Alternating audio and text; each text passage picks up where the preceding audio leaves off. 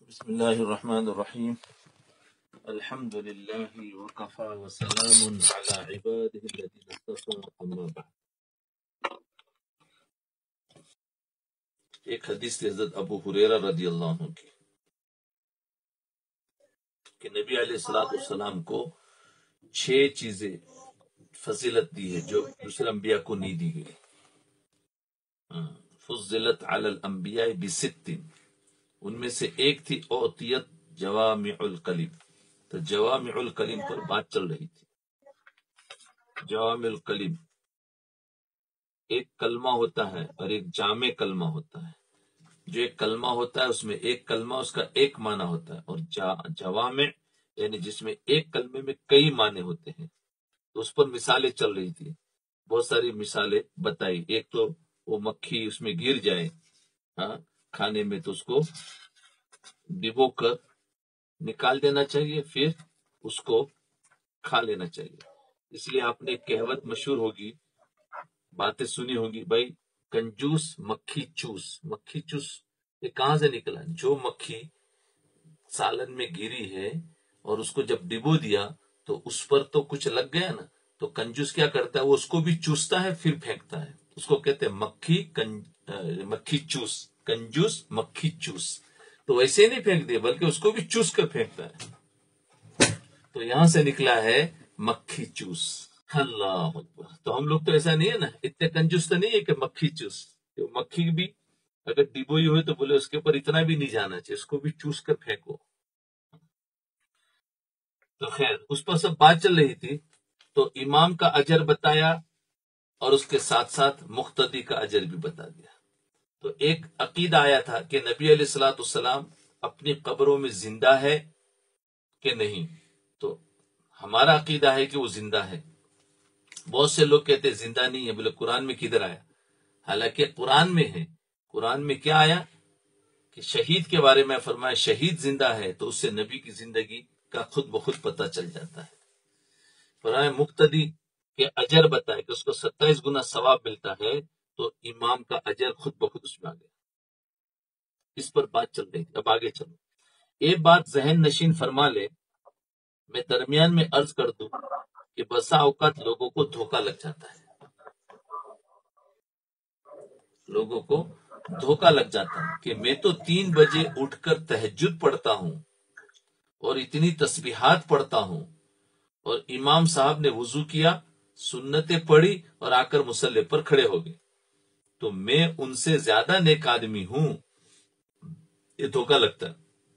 تہجد پڑھنے والے کو دھوکہ لگتا ہے جو تہجد نہیں پڑھتا اس پر، کہ میں تو بہتر آدمی ہوں، نیک آدمی ہوں. یاد رکھو یہ تصور اپنے ذہن میں کبھی بھی نہ لانا. ایک ہے فرض نماز اور ایک ہے نفل نماز. ایک ہے فرض نماز اور ایک ہے نفل نماز. آپ مسجد کے سارے لوگ رات اٹھ کر تہجد پڑھے اور آپ کی مسجد کا امام بالکل تہجد نہ پڑھے، لیکن صرف فرض کی نماز پڑھائے، تو بتائے فرائض کا اجر زیادہ ہے یا نوافل کا اجر زیادہ ہے؟ ظاہر بات ہے فرائض کا اجر زیادہ ہے. تو امام صاحب کی نماز قبول ہوگی تو آپ کی قبول ہونی ہے. امام صاحب تہجد نہ بھی پڑھے لیکن جتنے لوگ فجر کے فرض پڑھیں گے تو ان سب کا ثواب امام صاحب کو ملتا ہے. ظہر کی نماز پڑھیں گے ثواب امام کو ملتا ہے، عصر کی نماز پڑھیں گے ثواب امام کو ملتا ہے، مغرب کی نماز پڑھیں گے ثواب امام کو ملتا ہے، عشاء کے فرض پڑھیں گے امام کو ثواب ملنا ہے. اب بتائیے آپ نے تہجد 8 رکعت پڑھی اور امام نے کتنی رکعت کی جماعت کروائی ہے؟ 2.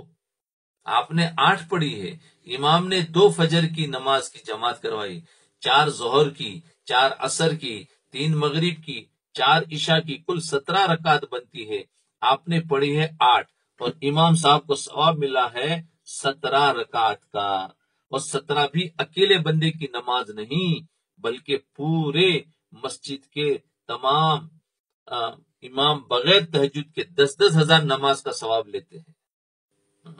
تمام امام بغیر تہجد کے 10-10 ہزار نماز کا ثواب لیتے ہیں اور آپ نے صرف 8 رکعت کا ثواب لیا.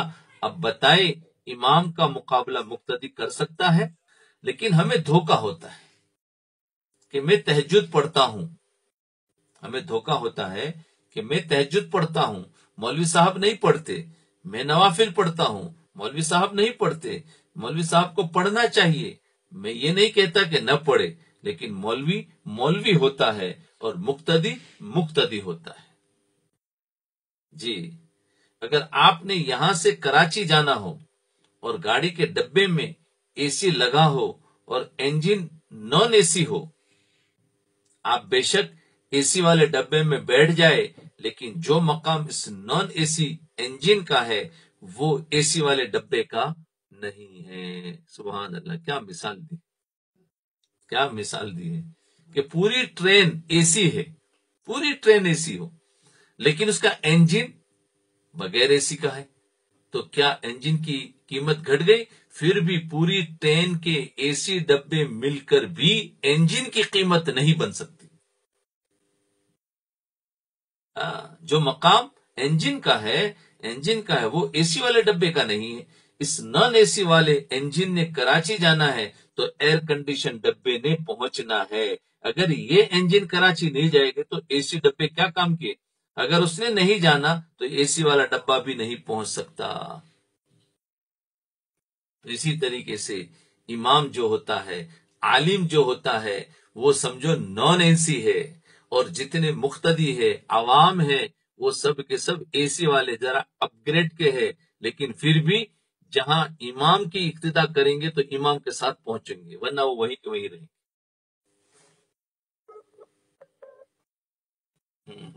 جی، اللہ اکبر. امام کی نماز قبول ہونی ہے تو تہجد والے مقتدی کا فرض قبول ہونا ہے. اگر اس کی قبول نہیں تو پھر تیری تو فرض نماز ہی قبول نہیں. لیکن ہمیں پھر بھی گلا ہوتا ہے، شکایت ہوتی ہے.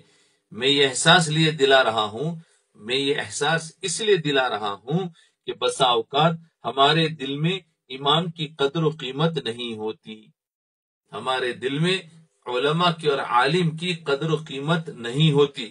اللہ ہمیں امام کی قدر و قیمت، علماء کی قدر و قیمت سمجھنے کی توفیق عطا فرمائے.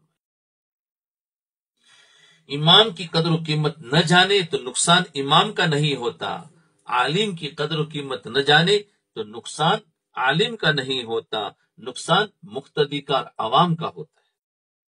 باپ باپ ہوتا ہے اور بیٹا بیٹا ہوتا ہے، باپ باپ ہوتا ہے، بیٹا بیٹا ہوتا ہے.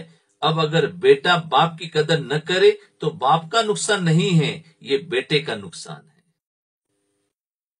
اب بیٹا چاہے کتنا ہی مال والا بن جائے پھر بھی وہ بیٹا بیٹا ہی ہے اور باپ باپ ہی ہے، اس کو باپ کے سامنے جھکنا ہی پڑے گا، چاہے باپ غریب انسان کیوں نہ ہو. اب بیٹا قدر نہ کرے تو باپ کا کوئی نقصان نہیں، اسی بیٹے کا نقصان ہے کہ اس کو باپ بنایا ہے اور باپ کی اطاعت میں اس کا فائدہ ہے. چاہے یہ ڈگری والا ہے، باپ جاہل ہے، بیٹا ڈگری والا ہے، وہ باپ کی قدر تو پھر بھی اس کو کرنی پڑے گی.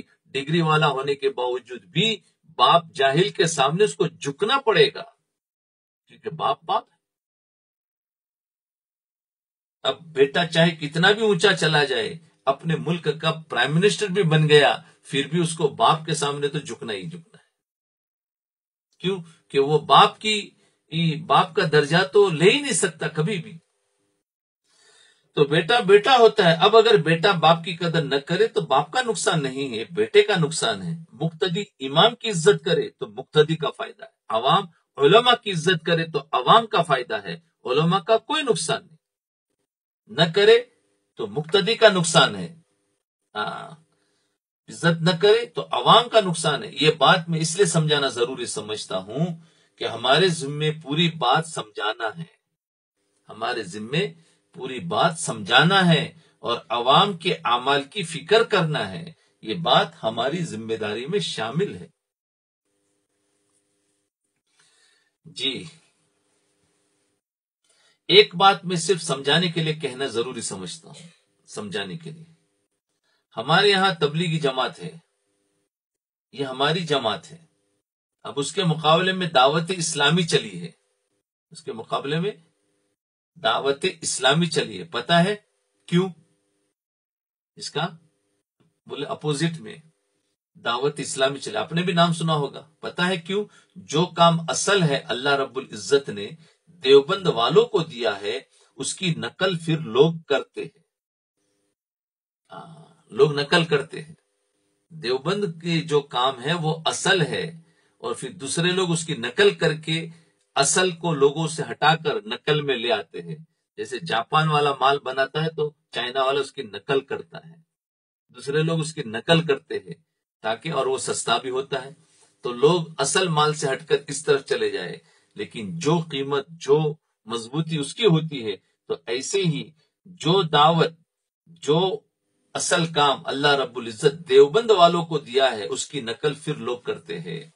ختم نبوت کانفرنس ہم نے سرگودا میں شروع کی، اب لوگ اس کی نقل چلا رہے ہے نا.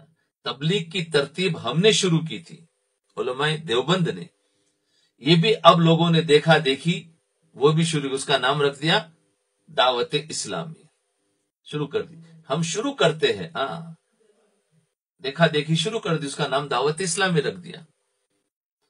یہ ہمارے کینیا میں بھی ہے اس کے لوگ، انہوں نے اپنا دعوت اسلامی، وہ بھی گشت کرتے ہیں، وہ بھی جماعتوں میں جاتے ہیں، ملاقاتیں کرتے ہیں، ان کی اپنی مخصوص علامتیں ہیں، لیکن وہ کہتے ہیں ہم دعوت اسلامی.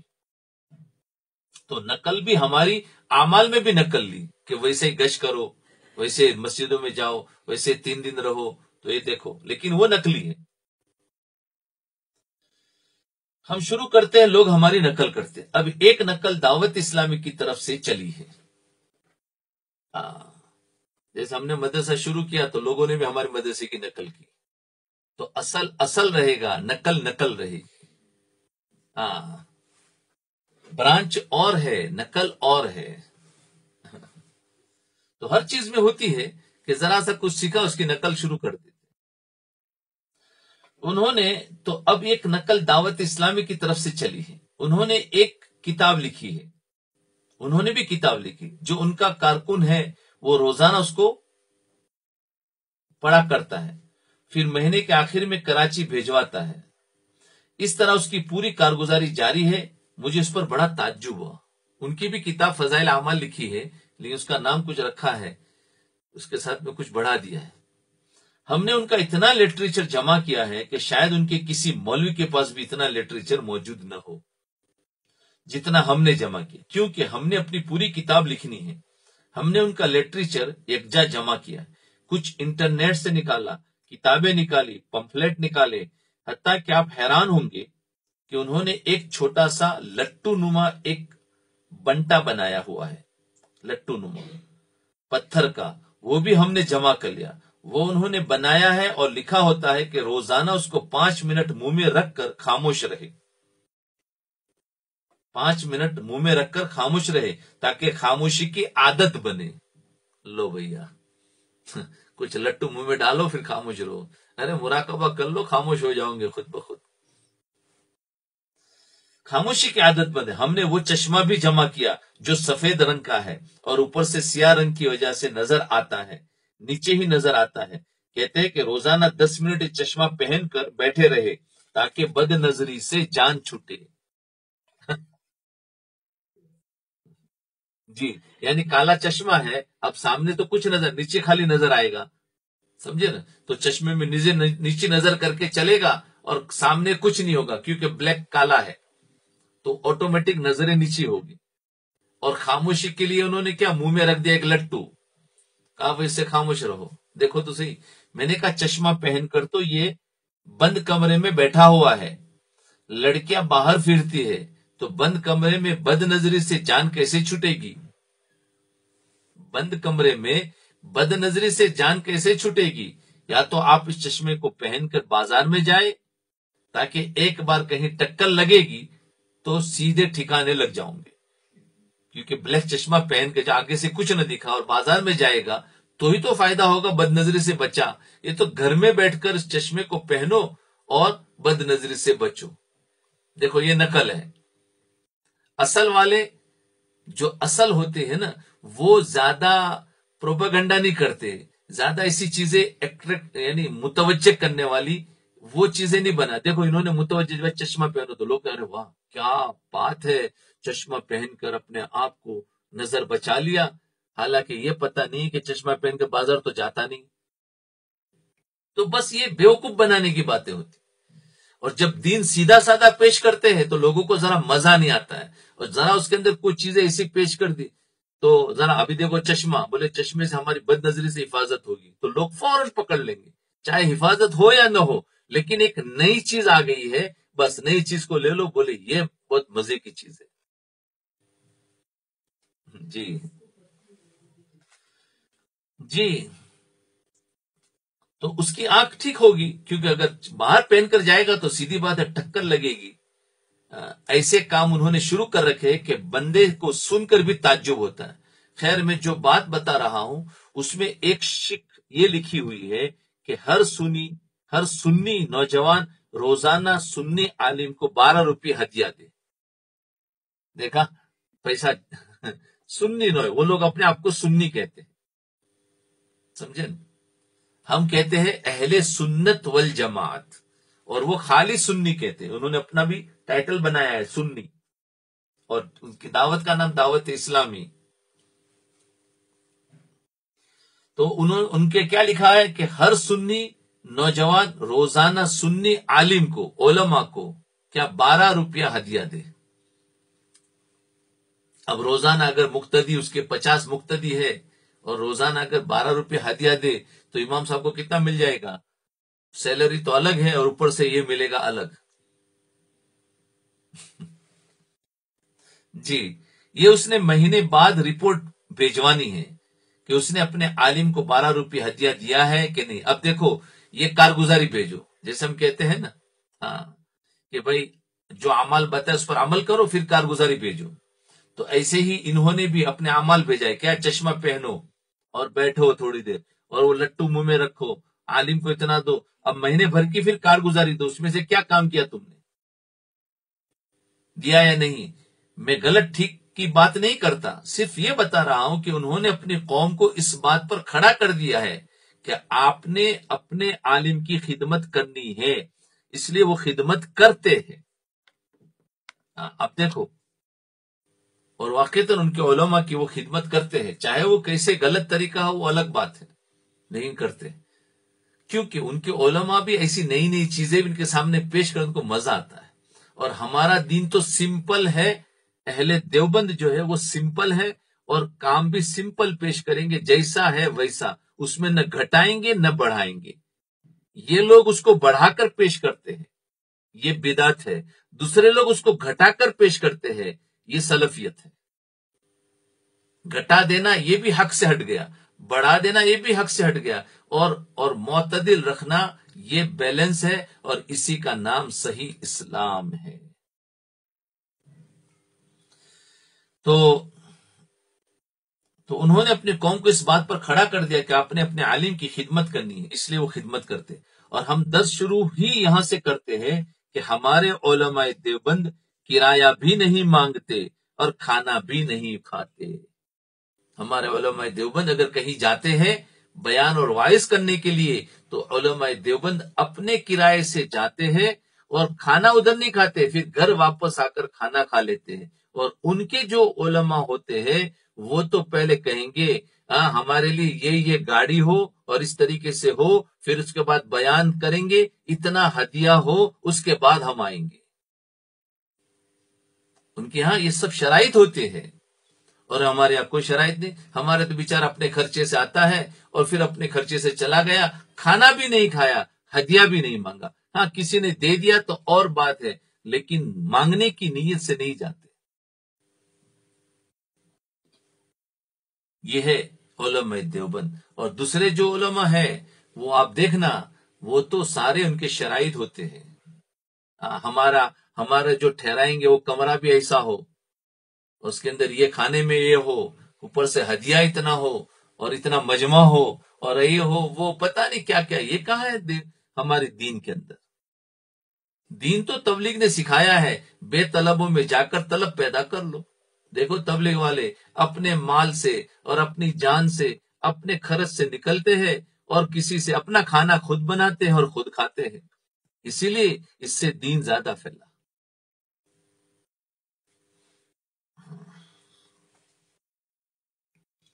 تو ہمارے علماء دیوبند کرایہ بھی نہیں مانگتے، کھانا بھی نہیں کھاتے، ڈیمانڈ بھی نہیں کرتے اور حق بیان کرتے. کیونکہ ظاہر بات ہے جو انسان اپنے خرچ سے آئے گا تو وہ تو حق بات بولے گا، بولے میں تمہارے پیسے سے تھوڑی آیا ہوں.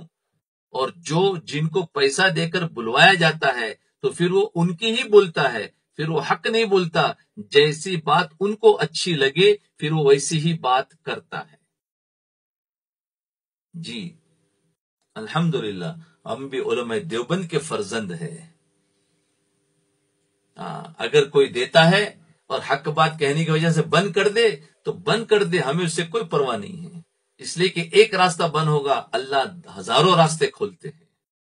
اللہ کے پاس دینے کا ایک راستہ نہیں، لیکن بات تو حق کی کریں گے، چاہے اچھی لگے یا بری لگے. کسی کی وجہ سے خریدے نہیں جاتے ہیں کہ کوئی پیسہ دیتا ہے تو چلو اب ان کے موافق بات کرو. بات تو اسلام کی اور دین کی پکی کریں گے.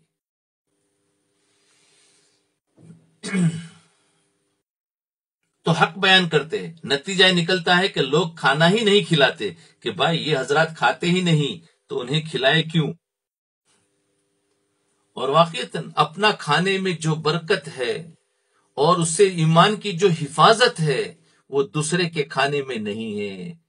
اسی لیے جماعتیں جو جاتی ان کو ہدایت دی جاتی ہے، بولے کوشش تو یہ کرو کہ کسی کا کھانا مت کھاؤ، اپنا پکا کر خود کھاؤ. کیوں کہ جو دعوت کرنے والے ہوتے ہیں مسلمان ہے، کیا ایمان ہے، کیا اعمال ہے، حیثیت ہے، کیا ایمان ہے، کیا اعمال ہے، اس کھانے کی وجہ سے ہمارے اندر پھر وہ ظلمت بھی آتی ہے. اس لیے ابھی تو ہمارا وہ ایمان نہیں بنا ہے. اس لیے یہ نہیں کہتا ہے کہ بالکل حرام ہے، یہ نہیں کہتا، لیکن جتنا احتیاط کریں گے اتنا فائدہ ہے، اتنا انسان کو بہت نفع ہوتا ہے. کیونکہ دعوت کھانے سے بہت ظلمت آتی ہے. اور آج کل تو ہر ایک کو پسند ہے کہ ہر ایک اگر میری پورا مہینہ دعوت کرے تو میں پورا مہینہ دعوت ہی کھاؤں. تو کھانے میں تو مزہ آ جائے گا، لیکن ایمان جتنا خراب ہوتا ہے اس کی کوئی انتہا نہیں، اتنا خراب ہوتا ہے. اس لیے اپنا گھر کا کھانا جتنا کھائے گا اتنا انسان کے ایمان کی حفاظت زیادہ ہے. کیونکہ ہم جو کھائیں گے ہمارے اعمال، ہمارا وہ انوارات ہوں گے. اب ایک تم دوسرے رشتہ دار ہے لیکن اب ان کی زندگی میں بالکل دین نہیں، ان کا کھانا کھاؤ، کھانا حلال ہے، شریعت اور فتویٰ سب دیں گی، لیکن اس کھانے کے وہ اثرات ہمارے اندر ضرور ہوتے ہیں. اس لیے مجبوراً کھا لیتے ہیں.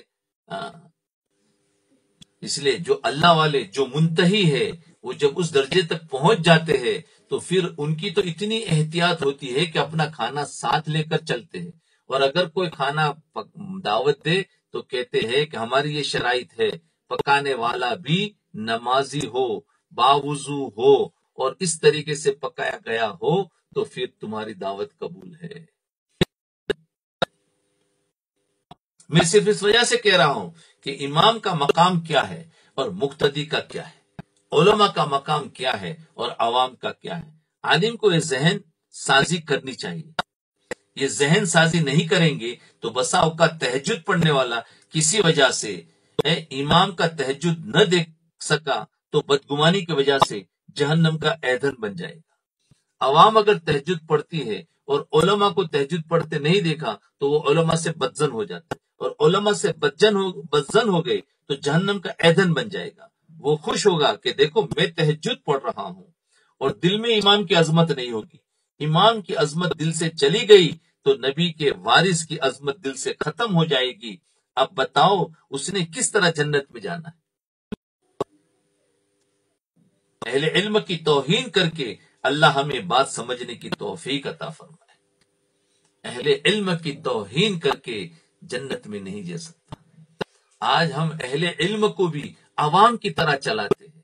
ارے اہل علم کا درجہ ملک کے منسٹر سے بھی زیادہ بڑا ہے، لیکن یہ اپنے آپ کو اتنا دبا کے رکھتے ہیں کہ عوام تو ان کے ساتھ میں کھیل کرتی ہے.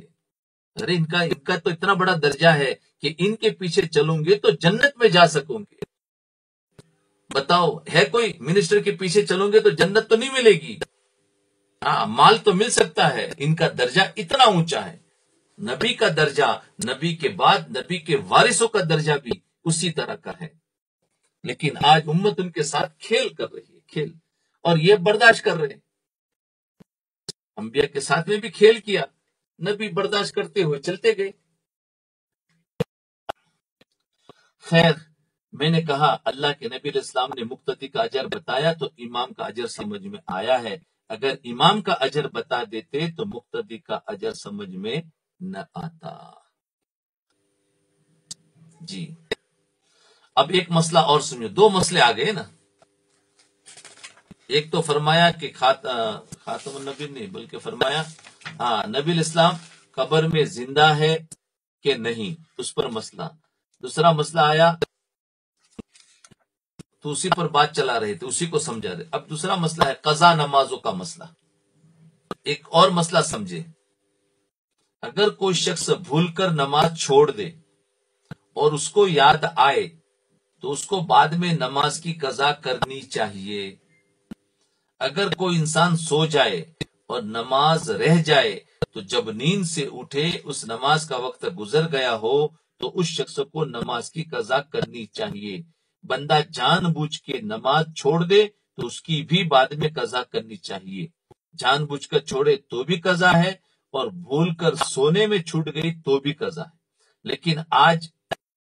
لیکن آج محترمہ ڈاکٹر فرحت ہاشمی، جو ہمارے سرگودا کی ہے اور اب کینیڈا چلی گئی ہے، اس نے وہاں ڈیرا لگا لیا ہے، اس نے ایک مسئلہ بیان کیا ہے، کیونکہ بہت سے لوگ اس کو بھی سنتے ہیں نا، فرحت ہاشمی کی بھی بڑی تعریف کرتے ہیں اور بڑی اس کی باتیں سنتے ہیں۔ وہ سارا کا سارا دین نہیں پھیلا رہی ہے، دین کے اندر بے دینی پھیلا رہی ہے اور ہمیں پتہ بھی نہیں چل رہا ہے۔ دیکھو ان میں سے ایک مسئلہ کیا ہے، وہ کیا بتا رہی، اس نے ایک مسئلہ بیان کیا کہ اگر آدمی سو جائے اور نماز رہ جائے، جب اٹھے اس نماز کا وقت گزر گیا ہو تو اس کی قضا کرے۔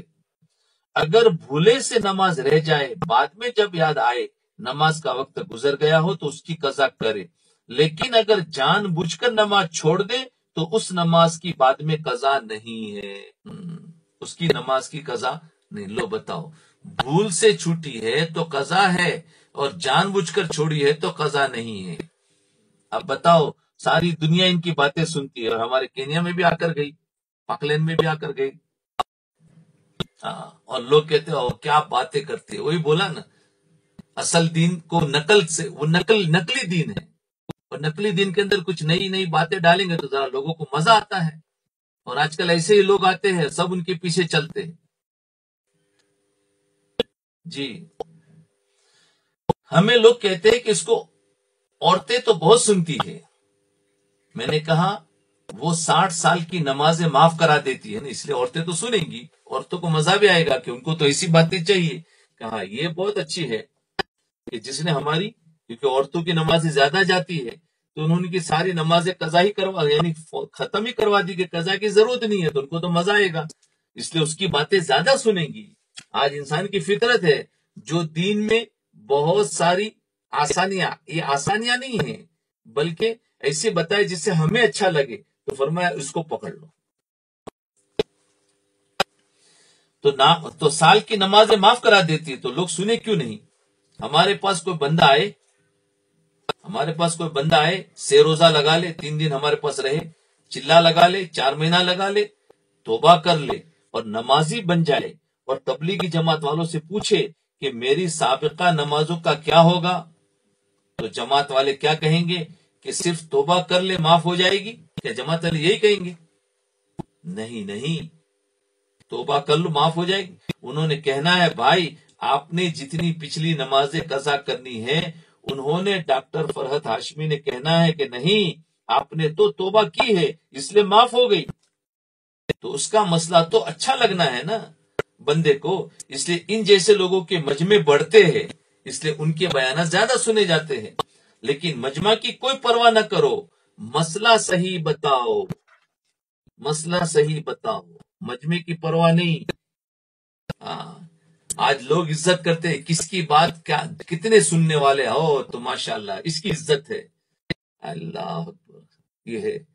ارے کس کی بات کون بات صحیح کر رہا ہے، کیونکہ صحیح کرنے والے کی بات کو سننے والے کم لوگ ہوں گے، اس کے دوست کم ہوں گے، اور غلط بات کرنے والے کے دوست زیادہ ہوں گے، اس لیے کہ ان کو تھوڑی دین پہنچانا، ان کو تو اپنا گروپ بڑھانا ہے۔ اب اس نے دلیل کیا دی، اس ڈاکٹر نے دلیل کیا دی؟ کہتی ہے حدیث مبارکہ میں ہے، رسول اللہ صلی اللہ علیہ وسلم نے فرمایا، دیکھو باطل بھی حدیث سے دلیل دیتا ہے اور حق والے بھی دلیل دیتے ہیں، تو اصل میں جھگڑا قرآن اور حدیث میں نہیں ہے، اصل میں جھگڑا اس کے معانی کو سمجھنے میں ہے۔ جو معانی اپنی مرضی سے سمجھیں گے وہاں پر غلطی کرتے ہیں، جو حدیث کے معانی حدیث سے سمجھیں گے تو پھر وہ صحیح طریقے سے چلتے ہیں۔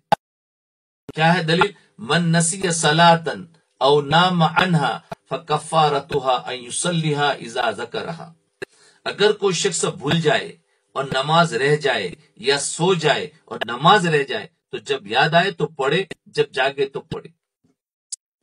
کہتی ہے اس حدیث میں اللہ کے نبی صلی اللہ علیہ وسلم نے یہ نہیں فرمایا کہ جان بوجھ کر نماز چھوڑے تو بعد میں اس نماز کی قضا کرے۔ تو جب اللہ کے نبی نے جان بوجھ کر چھوڑنے پر قضا کی بات کی ہی نہیں ہے، تو میں کیسے کہہ سکتی ہوں کہ نماز جان بوجھ کر چھوڑی ہو تو قضا کرے؟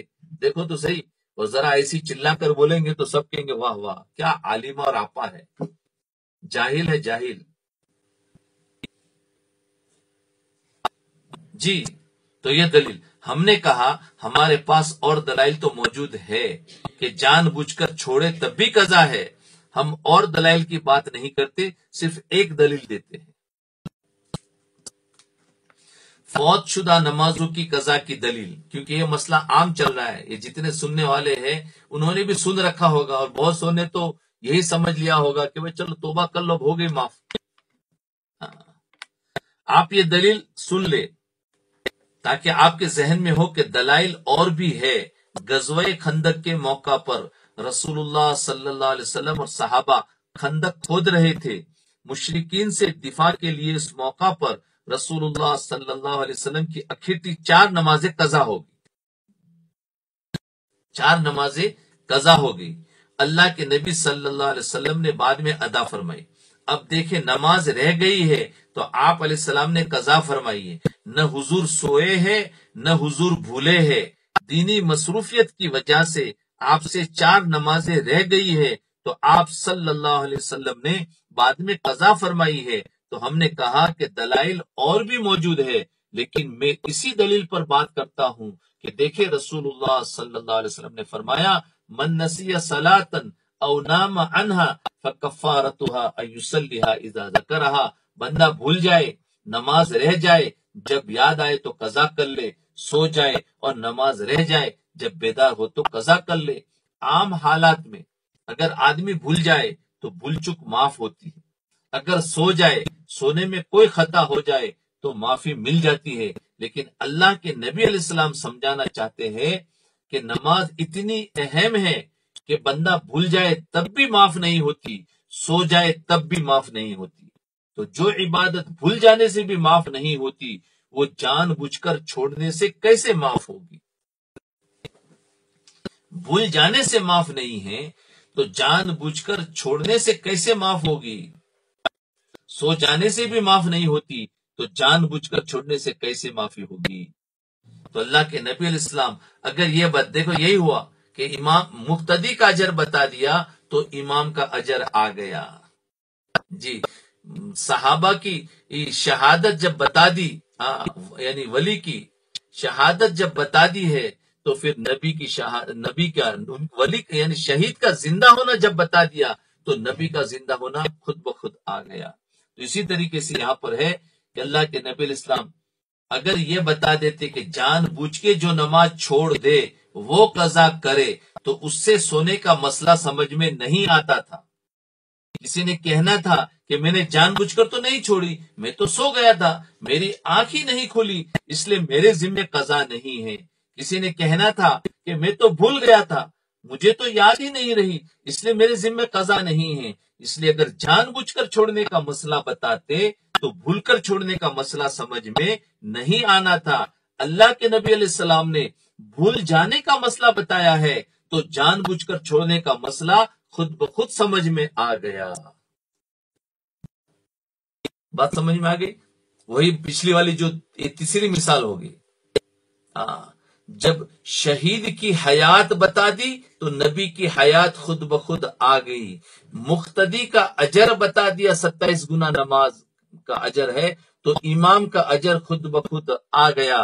اور بھول کر اور سونے والی کی نماز کا قضا جب بتا دیا تو جان بوجھ کر چھوڑنے والی نماز کی قضا خود بخود آ گئی. جی تو دیکھو کہاں سے گھمایا کہاں لا کر بات. تو رسول اللہ صلی اللہ علیہ وسلم نے لفظ ایک فرمایا اور مسئلے دو سمجھائے. دیکھو یہی حدیث ہے. اس حدیث سے انہوں نے کیا لیا کہ قضا نماز توبہ سے معاف ہو جاتی ہے، اور اسی حدیث سے ہم نے لیا قضا نمازیں بھی کرنی ہے جو جان بوجھ کر چھوڑی ہے. تو دیکھو وہی حدیث ہمارے لیے بھی دلیل ہے، ان کے لیے بھی دلیل ہے. ان کی دلیل معنی کو نہیں سمجھے، حدیث کا اوپر کا لفظ لیا. ہماری دلیل یہ ہے کہ نبی ہمیشہ جو شریعت بتاتی ہے نیچے کے اجر کو تو اوپر کا اجر خود بخود سمجھنا ہے. جب بھول کر چھوڑنے کا قضا ہے تو پھر جان بوجھ کر چھوڑنے کی قضا تو ضرور ہوگی. بھول کر چھوڑنے میں اگر معافی ہوتی کہ بھائی نہیں کرنا ہے تو پھر دیکھی جاتی تھی. لیکن اس لیے حدیث کے اندر صراحتاً قضا نمازوں کا ہے. انہوں نے بتایا بہت ساری حدیثیں ہیں، لیکن یہ حدیث سے جواب آپ کو مل گیا. اب ایک مسئلہ اور ہے جو ہمارے اندر چل رہا ہے، یہ نمازوں کا بھی تھا. تو آج کے بعد سب توبہ کر لے کہ نمازیں ہماری جتنی پچھلی گئی ہے اس کی قضا کرنی ہے. یہ دماغ میں سے نکال دے کہ قضا نہیں ہے. دنیا کے تمام علماء حق کا اتفاق ہے، اس میں کوئی اختلاف نہیں ہے. اب ایک اور ہے ایصال ثواب کے بارے میں. ایصال ثواب ایک اور مسئلہ سمجھے. آج ہمارے ہاں بحث چلتی ہے کہ کوئی بندہ قرآن پڑھے اور قرآن پڑھ کر اجر میت کو دے.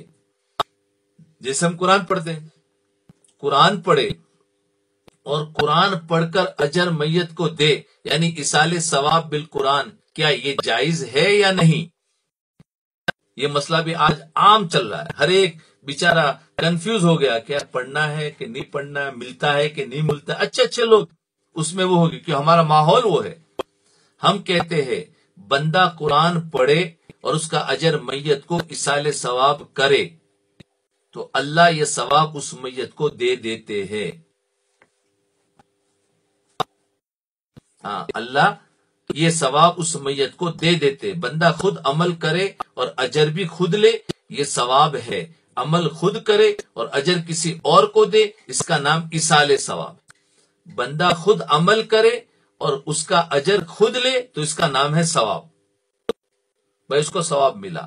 اور بندہ خود عمل کرے اور اس کا اجر کسی اور کو دے تو اس کو کہتے ہیں ایصال ثواب. کسی اور کو دے اس کا نام ایصال ثواب. ایصال کا معنی پہنچانا، ثواب کا معنی ہے اجر. ذرا سمجھے تو ایصال ثواب. ایصال ثواب بالقرآن کی دلیل کیا ہے؟ اب کہتے ہیں قرآن میں لاؤ. دلیل کیا ہے؟ ذرا توجہ سے سنیں. رسول اللہ صلی اللہ علیہ وسلم نے قربانی کے موقع پر ایک جانور ذبح کیا اور فرمایا اللہم ان ھذا عنی وعمن لم یضح من امتی. یہ اللہ یہ میری طرف سے بھی ہے، قربانی کی یہ میری طرف سے بھی ہے اور میری امت میں سے جو قربانی نہ کر سکے اس کی طرف سے بھی ہے. جی اس کی طرف سے بھی ہے. اب بتاؤ رسول اللہ صلی اللہ علیہ وسلم نے یہ دمبا ذبح کر کے اجر اپنی امت کو بھی دیا ہے کہ نہیں دیا؟ حدیث ہے، ظاہر بات دیا ہے. آپ صلی اللہ علیہ وسلم نے گوشت نہیں دیا بلکہ گوشت کا اجر دیا ہے. تو اگر گوشت کا اجر پہنچ سکتا ہے، گوشت کا اجر پہنچ سکتا ہے تو قرآن کا اجر کیوں نہیں پہنچ سکتا؟ سبحان اللہ. دیکھو یہاں پر بھی وہی بات آئی. گوشت کا اجر پہنچ سکتا ہے تو قرآن کا اجر کیوں نہیں پہنچ سکتا؟ اگر رسول اللہ صلی اللہ علیہ وسلم قرآن پڑھتے اس کا اجر بخش دیتے تو اس سے گوشت کا اجر سمجھ میں نہیں آنا تھا، لیکن اللہ کے نبی علیہ السلام نے گوشت کا اصال ثواب بتایا ہے تو قرآن کا اصال ثواب خود بخود سمجھ میں آیا ہے۔ سمجھ میں آ گیا؟ ایک مسئلہ بتا دیا تو دوسرا خود بخود سمجھ میں آ گیا۔ اللہ، تو یہ بات بھی پکی کر لے کہ جو بھی ہم پہنچاتے ہیں اس ثواب اپنے مردوں کو یا اپنے دوسرے زندوں کو، تو وہ اصال ثواب کہا جاتا ہے اور وہ پہنچتا ہے۔ مردوں کو محروم نہ رکھے، ان لوگوں نے تو زندوں کو بھی محروم کر دیا اور مردوں کو بھی محروم کر دیا، تاکہ پڑھنا ہی ختم کر دیا تو مردے کے بیچاروں کو کیا ملے گا؟ بلکہ پڑھنا چاہیے، کچھ صدقہ کرنا چاہیے، اور وہ ان کو ملے گا تاکہ ان کے عذاب قبر دور ہو۔ انہوں نے تو محروم ہی کر دی، تو آج سے دینا شروع کر دے۔ اسی طرح ایک حدیث مبارکہ میں آپ نے سنی ہوگی، حضرت عائشہ رضی اللہ عنہا روایت فرماتی ہے کہ رسول اللہ صلی اللہ علیہ وسلم نے قربانی کے متعلق فرمایا، ما عمل آدمی من عمل یوم النحر احب الی اللہ من احراق الدم۔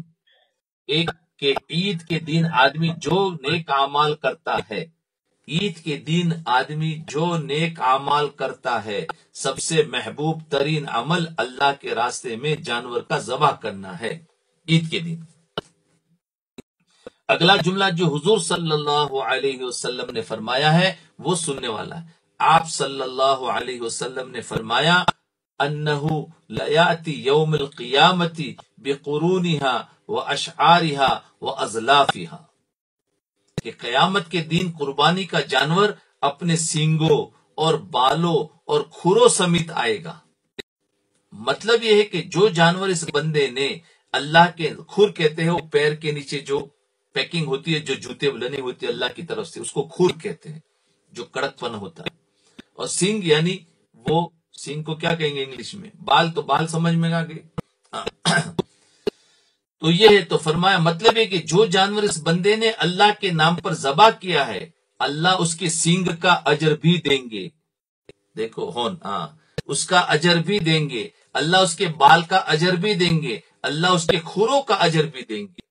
کھر کہتے ہیں وہ پیروں کے نیچے جو کڑک ہڈی ہوتی ہے، جو پایا کھاتے اس میں سے وہ نکالتے ہیں، تو اس کو کہتے ہیں۔ سبحان اللہ۔ تو دیکھو اللہ تعالیٰ نے سینگ کا اجر، بال کا اجر، کھور کا اجر بتایا، جو چیزیں ہم پھینک دیتے ہیں۔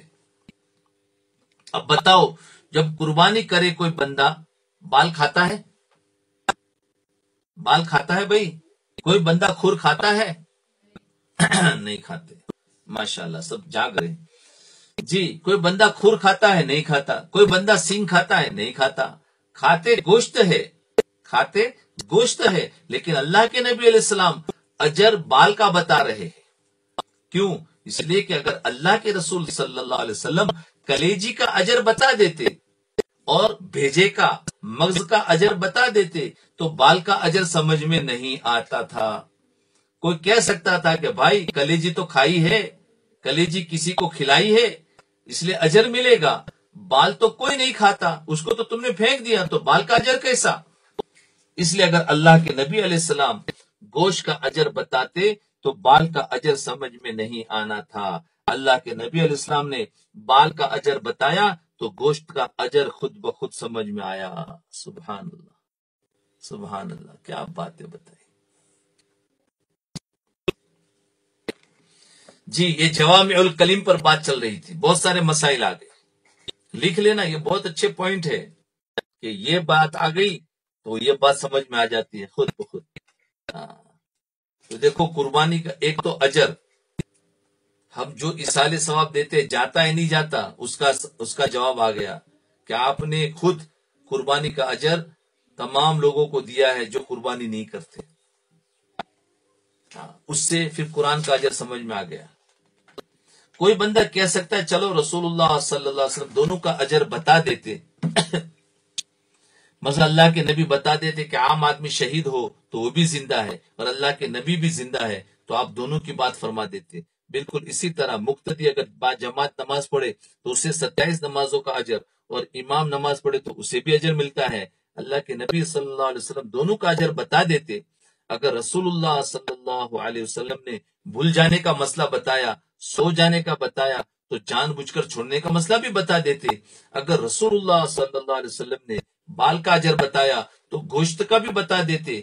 کیا وجہ ہے کہ اللہ کے نبی صلی اللہ علیہ وسلم نے ایک کا ذکر فرمایا، دوسرے کا نہیں فرمایا؟ ایک کا فرمایا، دوسرے کا نہیں، اسی کو کہتے جوامع الکلم۔ اس کا جواب اچھی طرح سمجھ لے کہ اللہ کے نبی علیہ السلام نے فرمایا اوتیت جوامع الکلم، خدا نے مجھے جوامع الکلم دیے ہے۔ اگر ہر مسئلے کے لیے الگ الگ لفظ ملتا تو یہ کلمہ ہوتا، اس لیے ہر مسئلے کے لیے الگ لفظ نہیں دیا، بلکہ لفظ ایک ہے اور مسائل کئی ہے، اسے کلمہ کلم نہیں بلکہ جوامع الکلم کہتے ہیں۔ بس یہاں تک رکھیں، اس کے جوامع الکلم کہتے ہیں۔ اللہ اکبر، اللہ ہمیں بات سمجھا دے، اللہ ہمارے عقائد کو درست کر لے۔ ہمارا عقیدہ بگڑ گیا تھا، کیا تھا کہ بھئی اجر و ثواب نہیں ملتا میت کو، نماز قضا کرنا ضروری نہیں ہے، ہاں یہ سب عقیدے ہمارے بگڑ چکے تھے۔ آج توبہ کرے، صحیح عقیدے پر آ جائے اور ایسی صحبتوں کو چھوڑ دے۔ ہم کسی اور کو تو سمجھا نہیں سکیں گے باتیں، لیکن جو سننے والے ہیں وہ اپنے آپ کو صحیح کر لے، ان کا ایمان ٹھیک ہو گیا، بس دوسروں کی آپ فکر مت کرو، وہ ان کا خدا ہے، وہ اللہ ہی ان سے نمٹے گا۔ ہم نہیں سمجھا سکتے۔ لا الہ الا اللہ محمد رسول اللہ۔ اللهم صل على سيدنا محمد وعلى آل سيدنا محمد وبارك وسلم۔